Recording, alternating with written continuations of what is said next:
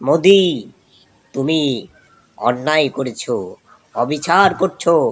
কারণ তোমার দেশের পানি ছেড়ে দিয়ে আমার দেশের অভাবী মানুষগুলো, আমার দেশের মানুষগুলো আজকে অচেতন মারা যাচ্ছে।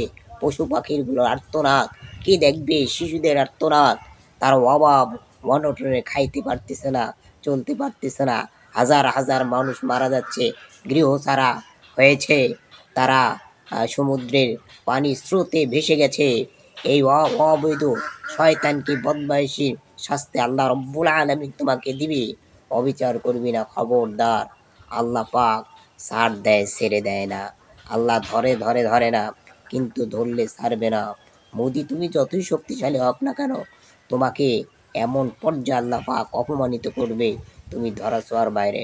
আমার দেশেও অবৈধ হয়েছে, কিন্তু আল্লাহ পাক কেমন ভাবে এই পরাশক্তিকে